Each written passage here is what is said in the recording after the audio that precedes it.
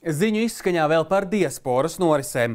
2 nedēļas nogales šovasar Latviešu centru Bērzaine Freiburgā, Vācijā pierībināja bērni un viņu vecāki no dažādām pasaules malām.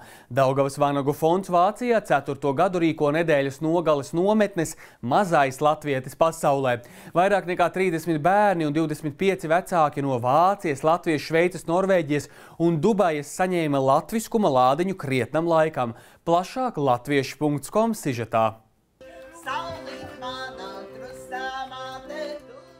Abas nedēļas nogales nometnes Mazais latvietis pasaulē Latviešu centrā Bērzaine Vācijā noritēja lieliski. Katra bija citāda, taču abas piepildīja rīkotāju cerības.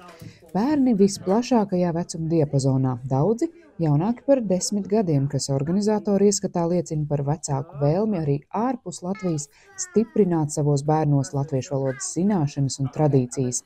Un bērni šajā kultūras bagātībā ieniruši ar lielu entuziasmu.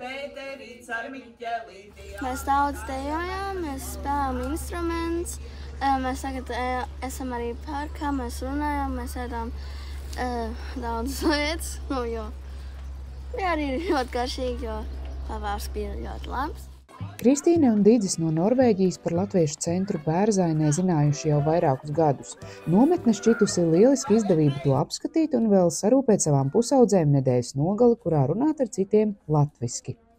Ja ir tādas aktivitātes, kurās vadītājs paskaidro latviski un kur latviešu valoda ir tā kā svarīga daļa tajā dialogā, tad tas ir tas labākais. Jaunieši jau tas grūtākais vecums arī īstenībā. Mazas bērns ir vienkāršāk iesaistīt. Un kaut kāda aktivitāte, kur vairāk jaunieši kopā un viņiem savs tusiņš.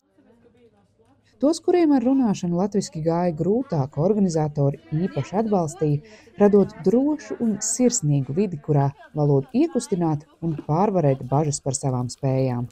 Martai, kas savas atvases bija atvedusi no Minhenes Vācijā, latviešu valodas bijis par maz. Gribējies, lai nometne ir garāka un būtu vairāk iespēju vienkārši sanākt kopā un izrunāties dzimtajā valodā. Bija mūzika, dejošana, dziedāšana. Tas, laikam, bija tas jaukākais. Dejošana ir forša, bet tas valodai īsti nepalīdz. Tad varbūt tiešām, ja latviešu valodas skola, tad kaut kādas tiešām tā, kā mēs tagad pasēdējām, man liekas, bija ļoti forši, ja vismaz var dabūt daļu kopā un vienkārši parunāt latviski. Spilgtākie mirkļi nometnē, protams, katram savi. Man patīkās vislabāk, ka mēs varam visi kopā būt un spēlēties un jebkādas foršas lietas kopā darīt. Daudziem īpašu vietu ieņēma kokles spēle. Veiklākie jau pavisam drīz paši dziedāšanu pavadīja arī ar kokles skanējumu. Es iemācījos bišķiņ ar kokli spēlēt, un es iemācījos dažādas tejas. Nometnē tika pētīti latviju raksti un pārvērsti hennas zīmējumos uz rokām un kājām, tika diets un rotaļās iets. Lielākā atzinība organizatoriem ir dzirdēt, ka svētdienā bērni gaužas, ka vēl negrib braukt prom un jau gaida nākamo vasaru.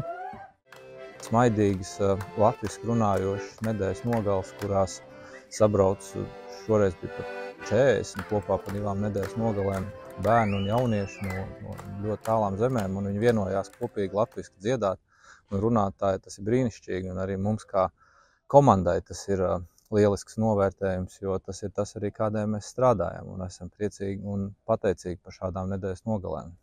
Atliek vien gaidīt nākamo vasaru, jo organizatori sola šo tradīciju turpināt. Latviešu.com sadarbībā ar diasporas reportieriem visā pasaulē.